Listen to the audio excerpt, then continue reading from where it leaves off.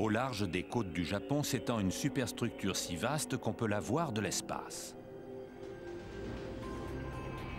C'est le premier aéroport construit en pleine mer sur la plus grande île artificielle de notre époque.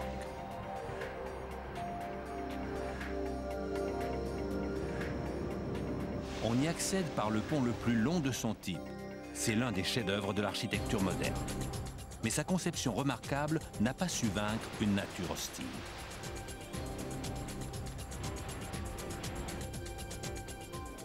Aujourd'hui, le système D vient au secours d'une machinerie ultra sophistiquée. Kansai est-il l'aéroport du futur ou est-il condamné à sombrer sous les flots?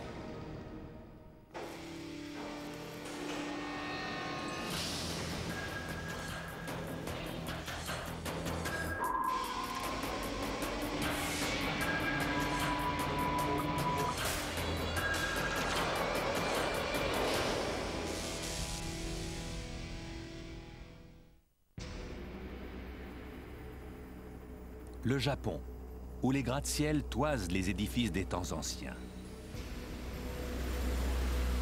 Où la sérénité éternelle se mêle à l'industrie toute puissante.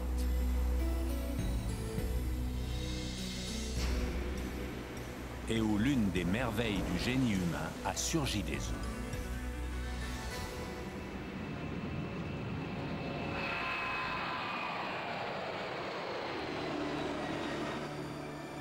Cette superstructure du XXIe siècle, longue de presque 2 km, est le terminal de l'aéroport international du Kansai. Tel un gigantesque oiseau de mer, il flotte sur une île artificielle dans la baie d'Osaka.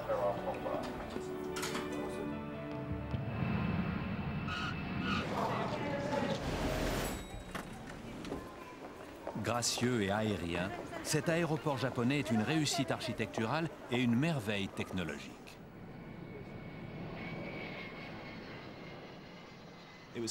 Lors de son ouverture, 10 000 visiteurs s'y pressaient chaque jour.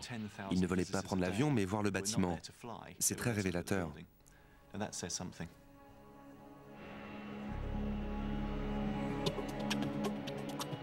Pour construire le tout premier aéroport de ce genre, architectes et ingénieurs ont dû se confronter aux lois de la nature et trouver les solutions pour relever ce formidable défi.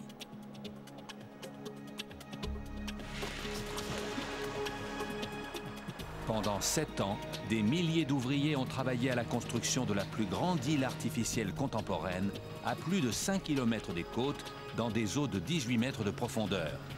Ils ont ensuite bâti l'édifice le plus long du monde et réalisé le projet de bâtiment public le plus ambitieux du XXe siècle. L'aéroport est souvent le premier et le dernier aperçu que l'on a d'une ville. Il doit représenter la ville. Il doit être beau, donner une impression favorable pour les visiteurs qui arrivent et partent. Désormais, on ne construit plus de cathédrales, mais de grands aéroports. L'aéroport international du Kansai est un chef-d'œuvre, universellement reconnu comme l'un des plus beaux aéroports et l'un des projets de construction les plus ambitieux du monde moderne.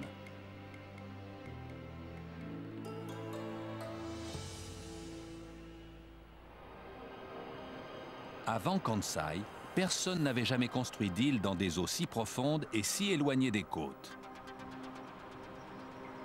Des poutres d'acier au déjeuner des ouvriers, tout a dû être transporté par bateau sur le chantier.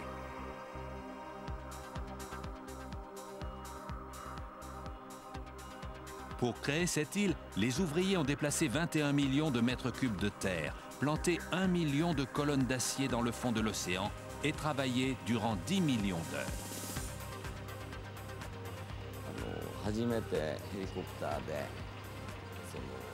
J'ai survolé le site en hélicoptère et je me suis dit, ça va être un sacré défi.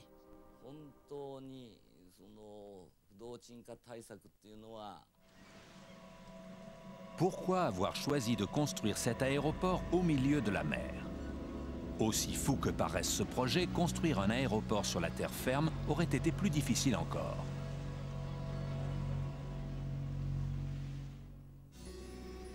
Située au centre du Japon, la région du Kansai couvre 26 000 km². Elle enserre l'île de Honshu à quelques 480 km au sud-ouest de Tokyo.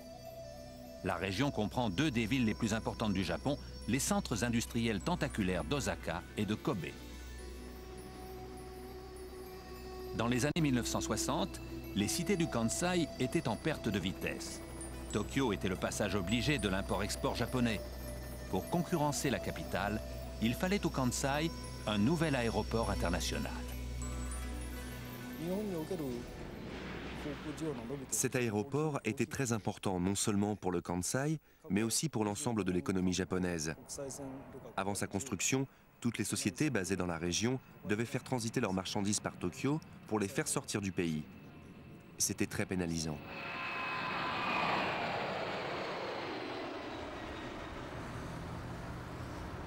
L'aéroport d'Osaka, Itami, était situé au milieu d'une zone résidentielle très dense, dangereusement cernée par de nombreux bâtiments. Le vrombissement permanent des moteurs incommodait les résidents. Il était hors de question d'agrandir Itami, mais trouver un autre terrain l'était tout autant. Dans ces zones densément peuplées, les terrains libres étaient rares et peu de gens étaient prêts à quitter ceux qu'ils possédaient. En 1969, Tokyo entreprend la construction d'un aéroport international à Narita, une banlieue éloignée peuplée en majorité de fermiers. Quand le gouvernement confisque des terres pour construire l'aéroport, la protestation éclate. Des fermiers furieux assiègent le site de construction de Narita et des activistes tirent des roquettes sur les pistes.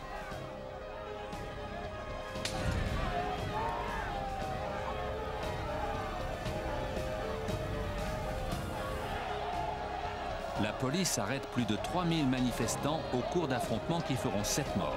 Ces manifestations retarderont la construction de l'aéroport de presque 10 ans.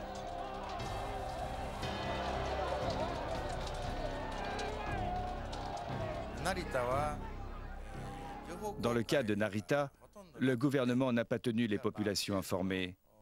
Il leur a en quelque sorte forcé la main. C'est ce qui a causé cette résistance si vive. Pour éviter la pollution sonore et la colère des populations, la solution est simple. Il suffit de construire l'aéroport du Kansai dans les eaux de la baie d'Osaka.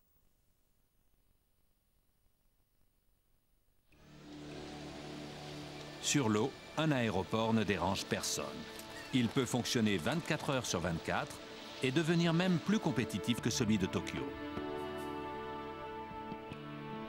Mais ce plan présente d'autres dangers. Les pêcheurs d'Osaka risquent de s'opposer à un aéroport sur mer aussi férocement que les fermiers de Narita sur terre.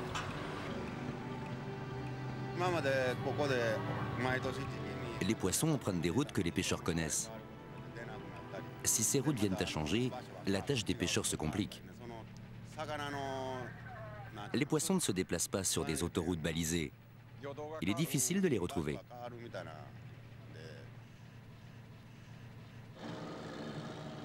Pour éviter un nouveau Narita, les autorités offrent aux pêcheurs une grosse compensation financière pour les dédommager de la perte de leur zone de pêche. Ils acceptent. D'un point de vue politique, la voie est libre, mais les ennuis ne font que commencer. On dit souvent des 4 îles principales du Japon que, géologiquement, c'est l'une des régions les plus dangereuses du monde. Au XXe siècle, 9 séismes d'une magnitude supérieure à 7 ont secoué l'archipel, tuant plus de 150 000 personnes. On enregistre tous les mois des milliers de secousses mineures. Les plus gros dégâts causés par les séismes sont ceux infligés aux édifices bâtis sur des terrains meubles qui se liquéfient lors des secousses. Et quand la terre ne tremble pas, ce sont des tempêtes meurtrières qui s'abattent sur le Japon. Depuis la Seconde Guerre mondiale, des centaines de typhons ont ravagé les côtes du pays, tuant près de 7000 personnes. Les vents cycloniques des typhons peuvent créer ce que les météorologues nomment une onde de tempête, une dangereuse montée des eaux côtières.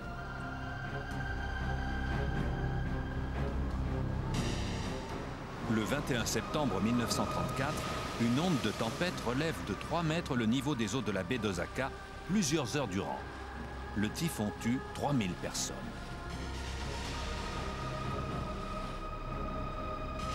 À 5 km des côtes, l'aéroport du Kansai est pleinement exposé à la fureur des typhons.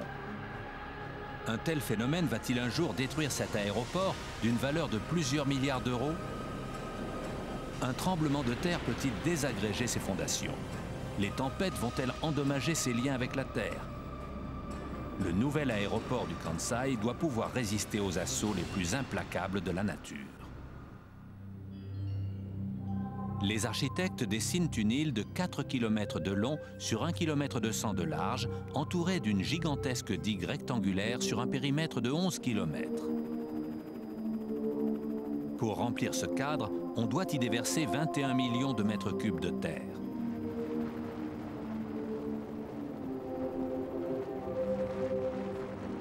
Le concept paraît simple. C'est une version agrandie de projet que les ingénieurs japonais ont su mener à bien à de nombreuses reprises.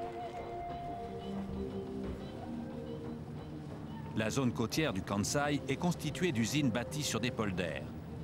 Mais à 5 km des côtes, les conditions sont tout à fait différentes.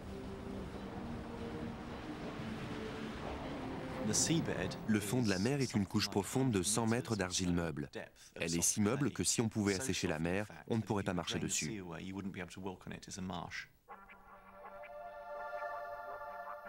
D'après les tests, l'île va reposer sur 2 couches d'argile. La première, de l'argile alluvionnaire, n'inquiète pas les ingénieurs. Ils ont l'habitude de construire dessus. Mais à 5 km des côtes, une strate plus profonde et plus ancienne, appelée argile diluviale, s'étend à 300 mètres sous la couche alluvionnaire. Les ingénieurs n'ont jamais rien bâti sur de l'argile diluviale.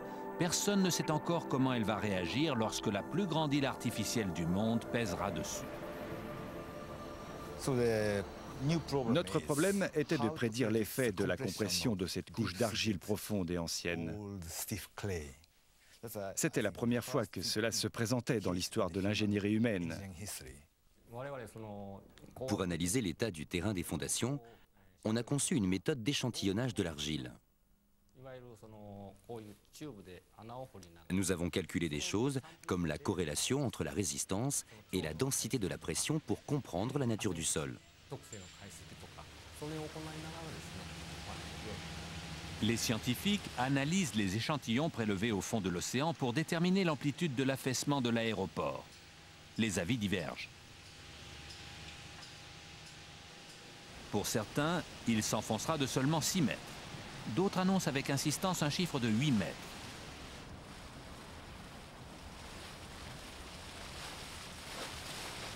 Les responsables prennent une décision sans appel. Pour réduire les coûts, ils rejettent les prédictions les plus pessimistes et projettent que l'aéroport ne s'affaissera que de 6 mètres. Janvier 1987. Avec des prières pour la sécurité des ouvriers, la construction de l'aéroport international du Kansai commence. La première tâche consiste à renforcer la couche argileuse afin qu'elle puisse supporter le poids colossal de l'aéroport.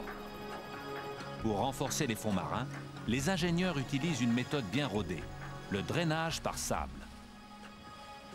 Des bateaux spécialement conçus stationnent au-dessus du chantier. Ils commencent par répandre une couche de sable d'1,50 m sur le fond de l'océan, puis enfoncent profondément 1 million de tuyaux dans l'argile. Ce processus entièrement automatisé est contrôlé par ordinateur depuis les bateaux. Ensuite, d'immenses barges équipées de sonnettes de battage remplissent chaque tuyau de sable. Enfin, les ordinateurs commandent le retrait des tuyaux, laissant derrière eux 1 million de colonnes de sable. Le poids de l'aéroport peut dès lors peser sur l'argile gorgée d'eau. Sous l'action de son poids, l'eau passe de l'argile au sable qui, ainsi drainé, se met à durcir. Mais les drains de sable n'atteignent pas la couche diluviale inférieure. Elle ne peut être stabilisée. Les drains sont en place, on peut bâtir la digue. Pour empêcher que les vagues ne la désagrègent, on consolide la digue avec d'énormes pierres. À 18 mètres de profondeur, des plongeurs placent les pierres en position. Ces professionnels expérimentés ont travaillé à divers projets de construction sous-marine, mais jamais à une telle profondeur, ni si loin des côtes. Dans les fonds tourmentés de l'océan, les dangers sont légion. On déplaçait des pierres qui pesaient entre 1 et 2 tonnes chacune. On était loin de la côte, les vagues étaient plus grosses. C'était difficile, mais on l'a fait, même par mauvais temps. Un plongeur a eu la jambe amputée jusqu'à la cuisse. Elle avait été écrasée par une pierre soulevée par les vagues. La mort était toujours présente à notre esprit.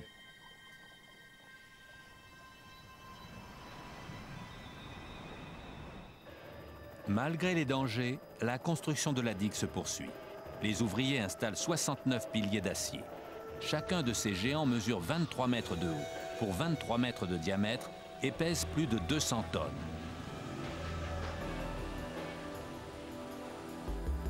Des sonnettes de battage les enfoncent dans le fond de l'océan pour former les coins de la digue.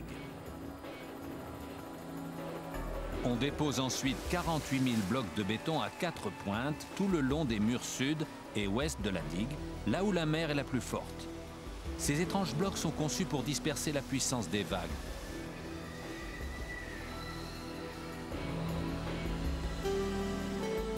En juin 1989, après 2 ans et demi de labeur, la digue est achevée. Il s'agit à présent de trouver assez de terre pour constituer l'île.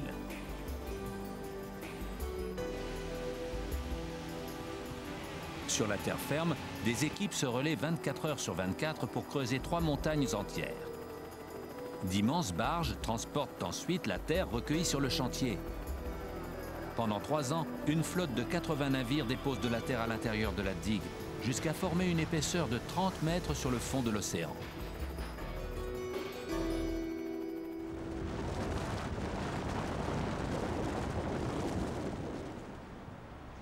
Chaque barge est guidée par GPS jusqu'à l'emplacement exact de son déchargement, grâce à des ordinateurs embarqués.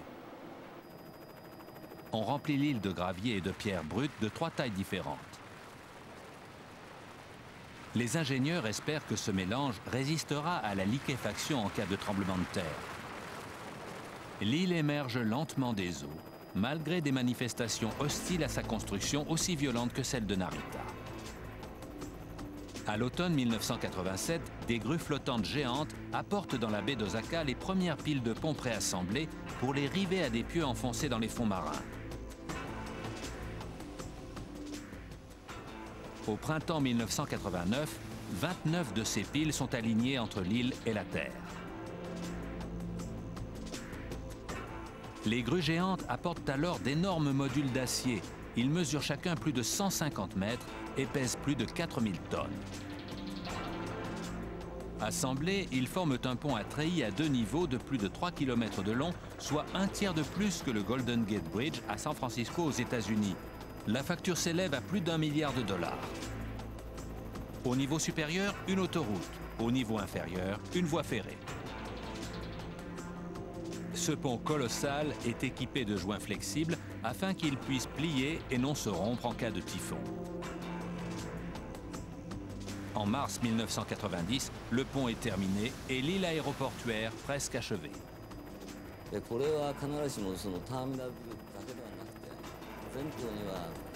Cette île artificielle a vu le jour grâce aux efforts, à la sueur, au sang et aux larmes de plus de 10 000 personnes qui ont travaillé très dur.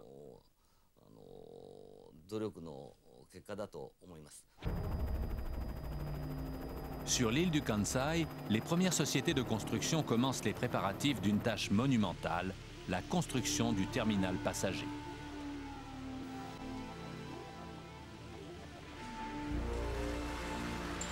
Mais en mars, les ingénieurs font une découverte alarmante qui menace l'avenir du projet. L'aéroport du Kansai s'enfonce dans la mer. Les responsables du projet s'attendaient à ce que l'île s'enfonce d'environ 6 mètres dans la couche meuble du fond marin.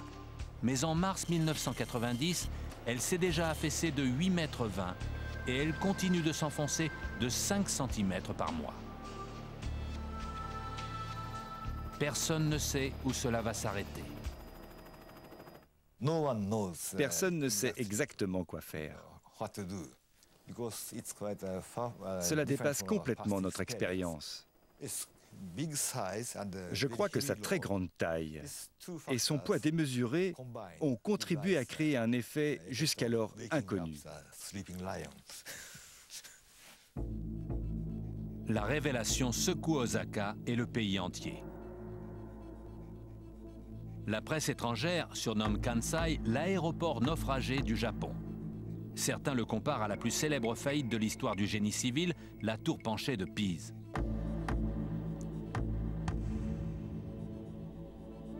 Après 20 ans de préparatifs, 3 ans de construction et des milliards dépensés, l'aéroport du Kansai pourrait bien ne jamais voir le jour.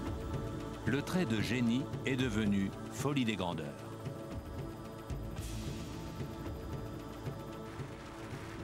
La colère du public monte. Le président de l'aéroport du Kansai démissionne et les ingénieurs tentent de trouver une solution, si toutefois elle existe. On ne peut enrayer la compression de ce type de sol. On dispose de techniques variées pour l'éviter jusqu'à des profondeurs de 50 ou 60 mètres. Mais ici, on parle d'une profondeur de 200 mètres. Et il n'existe aucune technique capable de s'appliquer à une telle profondeur.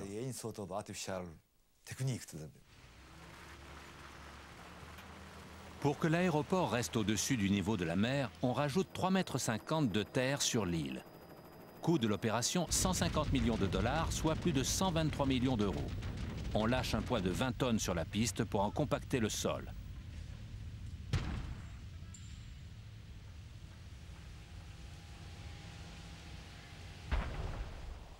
On décide ensuite de recouvrir les pistes d'asphalte qui absorbent mieux les mouvements terrestres que le béton.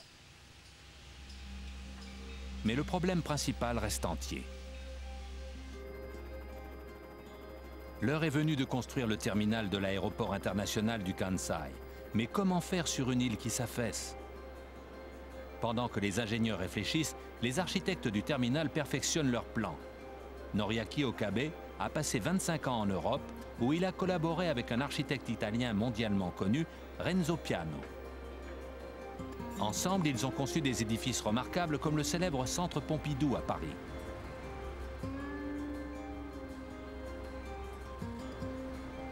Mais l'aéroport du Kansai n'est pas un défi comme les autres. Le terminal doit être assez petit pour tenir sur une île artificielle, mais assez grand pour accueillir toutes les fonctions complexes d'un aérogare international. Il doit être assez élevé pour impressionner les passagers, mais assez bas pour permettre aux contrôleurs aériens de voir tous les avions sur le tarmac.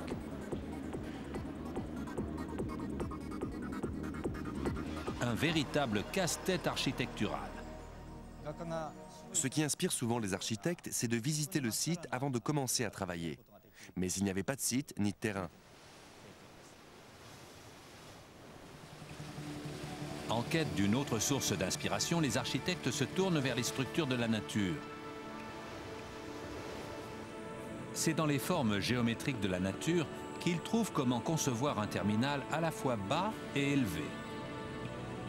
La réponse, c'est le tore, la forme qu'on retrouve à la fois dans les champs magnétiques, les courants de convection, les roues de vélo, les beignets et les fruits. Le terminal monumental de Kansai n'est que la partie visible d'un gigantesque tore de 32 km de diamètre décrivant un cercle dans la croûte terrestre. Cette forme permet au bâtiment de s'élever à 26 mètres de haut, avec des ailes effilées de 6 mètres. Les visiteurs peuvent l'admirer, la vue des contrôleurs est dégagée, un événement dans l'histoire de l'architecture. Le tore est la forme la plus répandue dans la nature. Et à ma connaissance, c'est la première fois qu'elle a été utilisée, du moins pour une structure de cette taille. Depuis la construction de Kansai, le tore est devenu très à la mode. Les ingénieurs britanniques maîtrisent désormais cette forme. Mais à l'époque, c'était révolutionnaire. Au printemps 1990, une équipe internationale d'architectes et d'ingénieurs achève le plan novateur du terminal de l'aéroport du Kansai. Les plans sont prêts, mais un problème de taille retarde le début des travaux. Une fois construit, le terminal pèsera moitié moins que l'énorme volume de terre qui constitue ses fondations. Or, l'île s'affaisse dans la mer.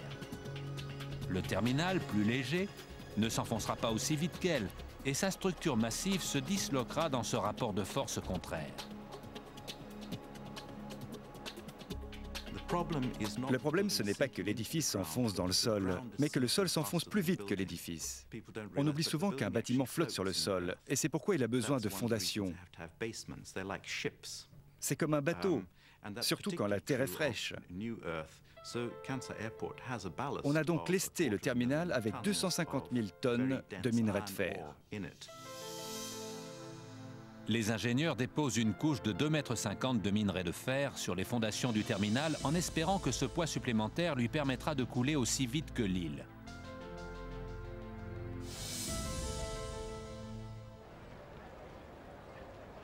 Le 24 avril 1991, le terminal entre en construction.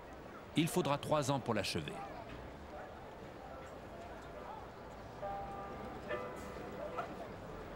Suivant les plans des architectes, les ouvriers érigent quelques 30 poutres d'acier pour soutenir le toit.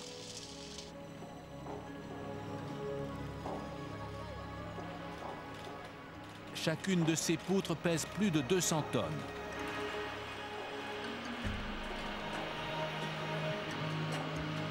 On assemble ensuite le squelette du terminal, 250 côtes forgées en Grande-Bretagne et transportées par mer au Japon. On installe 5000 panneaux de verre sur sa façade incurvée. Chaque panneau est enserré dans un cadre de caoutchouc afin de le protéger contre les tremblements de terre ou les typhons.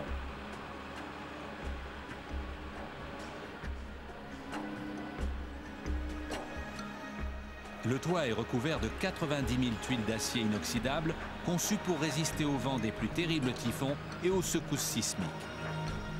Les ouvriers posent les tuiles une par une, à la main. La violence des vents océaniques rend leur tâche difficile et parfois impossible. En 1993, le terminal se dresse enfin sur l'île.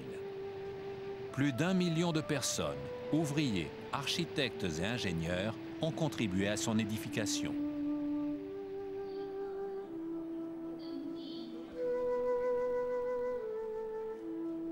Aujourd'hui, Noriaki Okabe se promène avec fierté dans cette superstructure universellement reconnue comme le plus magnifique des terminaux d'aéroport.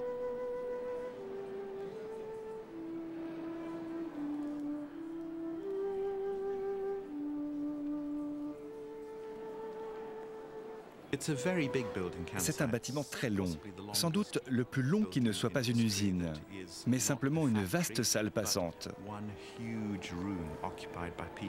Le plus frappant, c'est cette relation intime qu'il crée entre les personnes qui évoluent à l'intérieur, mais aussi entre ces personnes et le bâtiment, qui semble s'ouvrir sur leur passage pour les guider. C'est un sentiment assez étonnant dans un édifice de cette taille où la technologie prime. Et c'est l'une de ses plus belles réussites.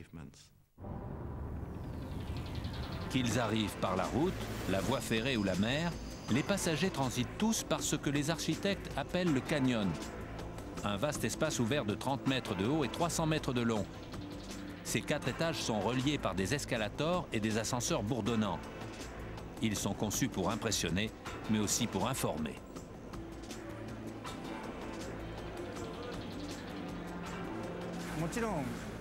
Si cet espace est si grand, c'est pour que les gens puissent s'orienter. Où que l'on soit, on voit l'ensemble de la structure.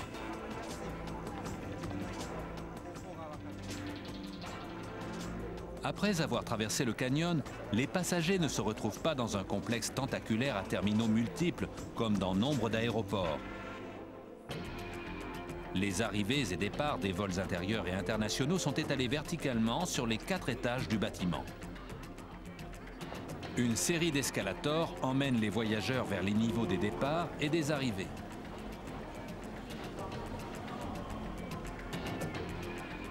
Ils aboutissent alors dans un espace spectaculaire, la zone de départ. Une véritable cathédrale dont les 2 km de long font de cet aéroport le plus étendu au monde.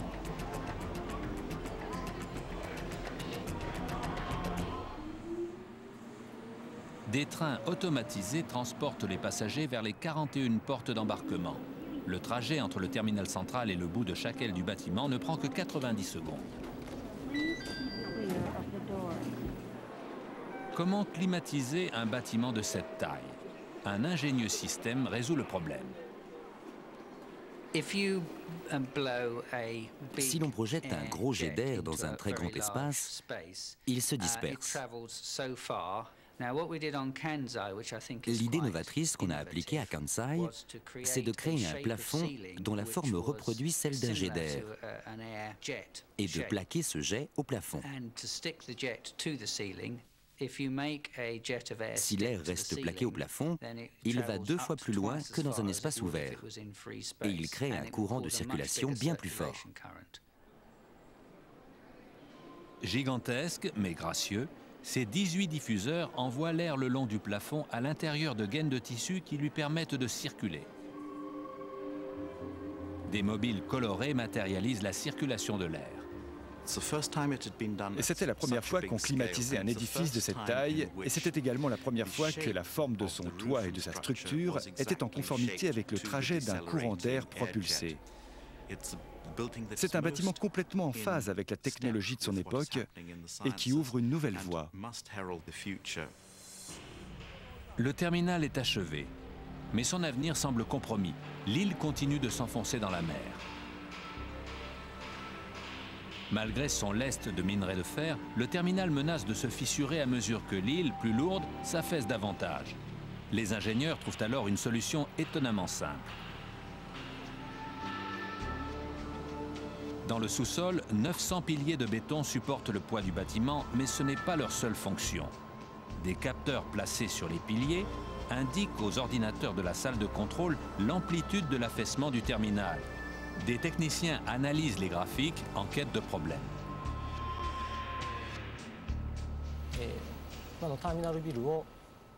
Cet écran montre l'affaissement actuel du bâtiment. Les zones rouges sont moins affaissées que les bleues.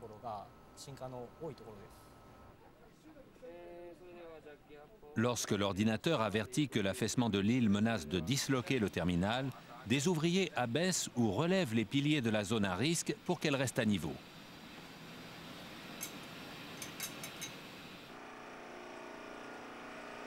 Ils utilisent de puissants vérins hydrauliques qui peuvent déplacer les piliers jusqu'à 38 cm si nécessaire.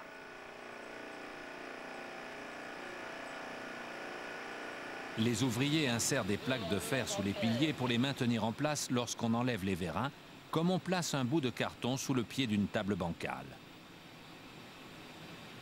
Mais l'aéroport du Kansai repose sur 900 pieds et pèse presque 3 millions de tonnes. D'après ce que je sais, c'est une solution qui a fait ses preuves au Japon. Elle peut sembler primitive, mais je pense que c'est une réponse parfaite au problème posé. En réalité, le sous-sol dans son ensemble est fait pour se mouvoir de bas en haut. La climatisation et les autres systèmes sont rivés au plafond et non au sol.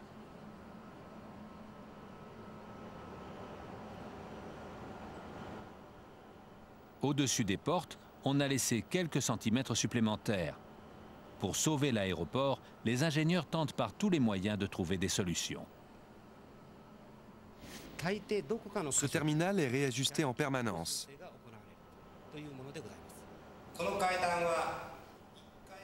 Je suis dans les escaliers qui relient le rez-de-chaussée au sous-sol. La marche sur laquelle je me tiens était au niveau du sol quand l'aéroport a ouvert. Ces 4 dernières années, on l'a relevé 3 fois. On a donc dû ajouter 2 marches supplémentaires. De telles mesures permettent à l'aéroport de gérer l'affaissement de l'île. Mais elles retardent aussi son achèvement de plus d'1 an. Le 4 septembre 1994, c'est enfin l'inauguration de l'aéroport international du Kansai. Le fils de l'empereur, le prince héritier Naohito et son épouse, la princesse Masako, assistent à la cérémonie d'ouverture. 11 000 policiers sont présents pour prévenir tout esclandre de manifestants.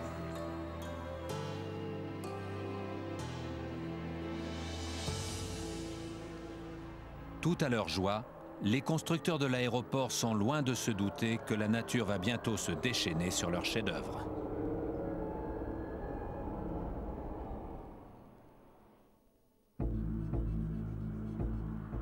À l'aube du 17 janvier 1995, l'aéroport du Kansai fonctionne depuis 15 mois.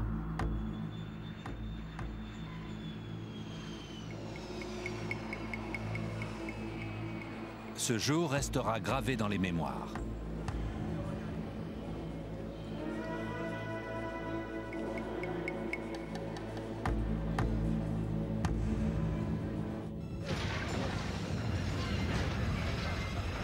À 5h46 du matin, un violent séisme d'une magnitude de 7,2 secoue la région du Kansai.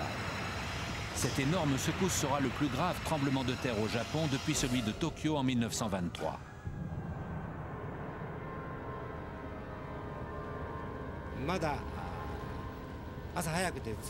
J'étais encore couché, il était très tôt. Je me suis senti projeté vers le haut. Chez moi, des assiettes sont tombées de l'armoire. Je n'avais jamais vécu de secousse aussi violente. La ville de Kobe est la plus durement touchée. Les quais sont submergés sous 3 mètres d'eau, des grues se renversent et l'une des digues du port s'effondre. Des voies ferrées et des autoroutes s'écroulent. Le tremblement de terre fait plus de 5000 morts, 25 000 blessés et laisse plus de 300 000 personnes sans abri. L'aéroport du Kansai n'est qu'à 29 km de l'épicentre.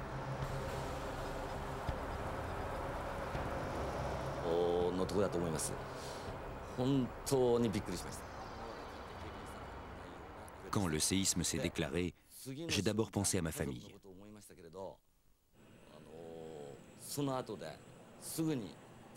Ma seconde pensée a été pour l'aéroport. Et si ces vitres avaient volé en éclats? Craignant le pire, les responsables se ruent vers l'aéroport. À l'extérieur du terminal, le bitume est fissuré, mais les dégâts semblent mineurs. Je me suis précipité à l'aéroport où je suis arrivé avant 7 heures. Quand je suis entré dans la salle de contrôle, tout fonctionnait normalement. L'aéroport semble avoir survécu à l'un des assauts les plus terribles de la nature. Il se dresse indemne au milieu de cette destruction. Cela semble trop beau pour être vrai. Quand je suis arrivé à l'aéroport, on voyait Kobe brûler.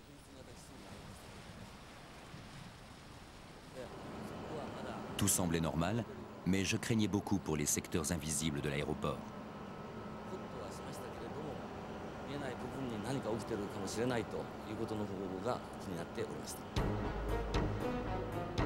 Les inspections confirment que les mesures prises pour le garantir des séismes se sont avérées efficaces.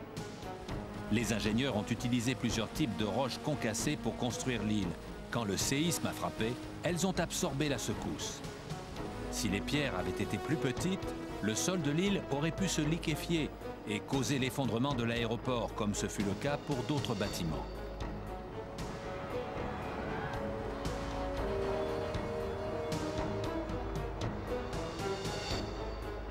Mais grâce à son plan ingénieux, le terminal, si aérien, se révèle aussi solide que l'avaient espéré les architectes.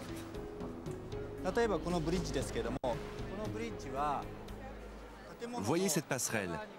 Elle est fixée au bâtiment de ce côté et de l'autre, un système de coulisses permet d'absorber les chocs. Lors du tremblement de terre de Kobe, elle s'est déplacée de 10 cm à cet endroit.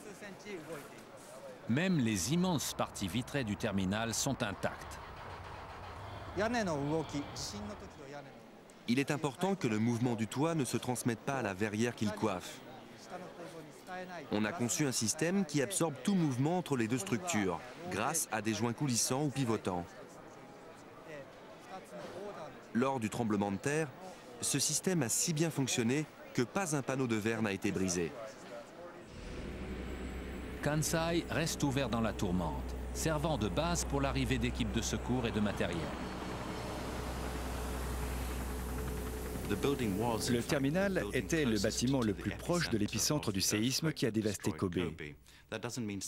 Pourtant, ce n'est pas lui qui a été le plus durement frappé. Le terminal avait été conçu pour résister à tout cela, et il s'en est sorti sans aucun dégât. La survie de l'aéroport est un triomphe pour ses concepteurs. Il vient de prouver l'efficacité de son ingénierie et de son architecture. Mais 3 ans plus tard, il va de nouveau subir les caprices de la nature.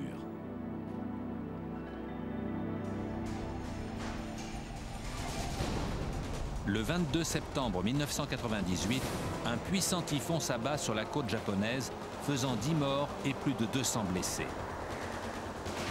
Des vents soufflant à plus de 200 km/h balaient la baie d'Osaka, accompagnés de pluies torrentielles. À midi, la tempête atteint l'aéroport du Kansai.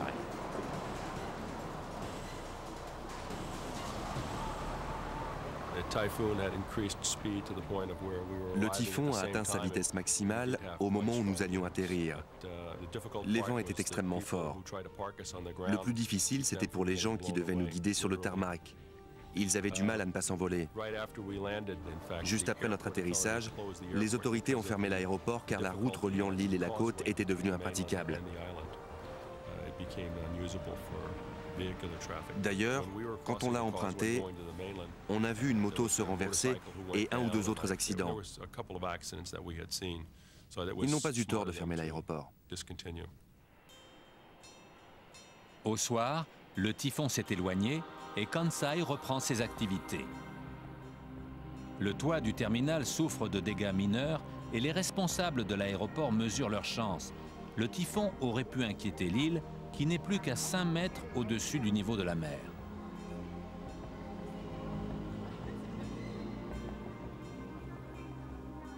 L'ingénieux système de vérins de Kansai permet de garder le terminal à niveau, mais il n'empêche pas l'île de couler et l'aéroport de s'enfoncer de 30 cm par an dans la mer.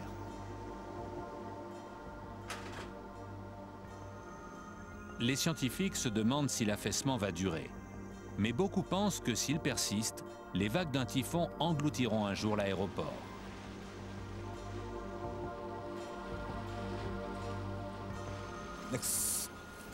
Notre prochaine mesure sera la lutte contre l'envahissement par les eaux. Nous allons sans doute la mettre en œuvre d'ici 5 à 10 ans.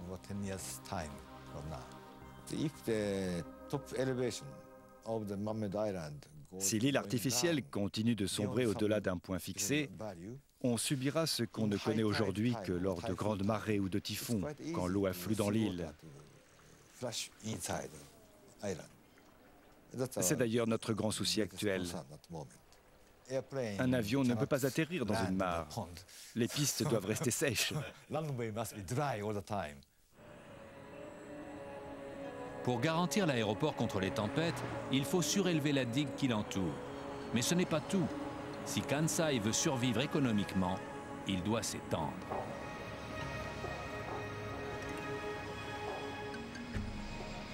Depuis son ouverture en 1994, le nombre de ses vols internationaux a quasiment doublé. Sur sa piste unique, il peut accueillir jusqu'à 160 000 décollages et atterrissages par an. En 2007, ce chiffre sera atteint. Sans une seconde piste, Kansai risque l'engorgement.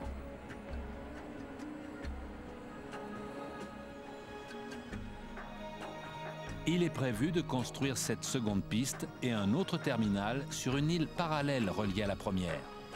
Mais il faut pour cela bâtir dans des eaux encore plus profondes, sur un fond marin encore plus meuble. Pour les scientifiques, cette seconde île pourrait s'enfoncer plus profondément encore dans la mer.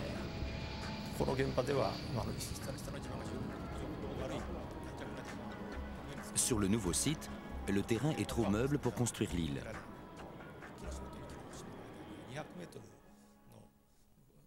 Et puisqu'il est impossible de l'empêcher de sombrer, on songe à construire un second terminal entre la première et la seconde île. Il flottera sur la mer comme un bateau et nous n'aurons plus à nous inquiéter de ce problème.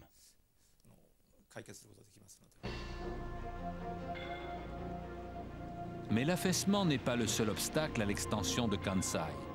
L'instabilité de l'aéroport a fait grimper sa facture à 15 milliards de dollars, soit plus de 12 milliards 340 millions d'euros, un dépassement de budget de 40%.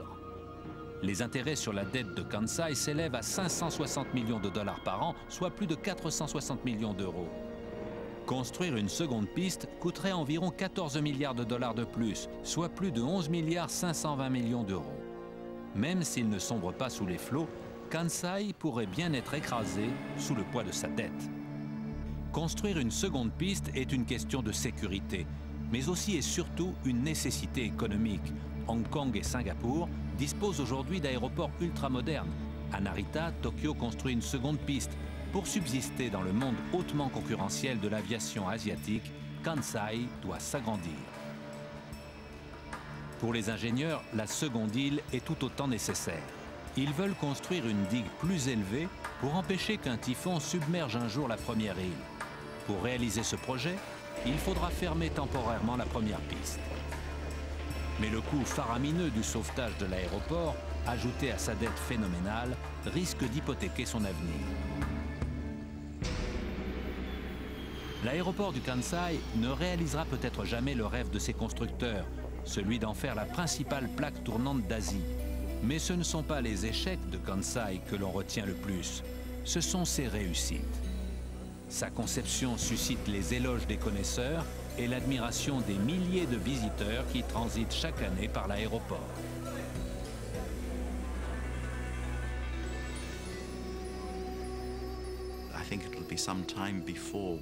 Je crois qu'il faudra du temps pour qu'on prenne la pleine mesure de ce projet. On en tirera certainement les leçons qu'au cours du XXIe siècle. On comprendra mieux alors ce qui a été accompli.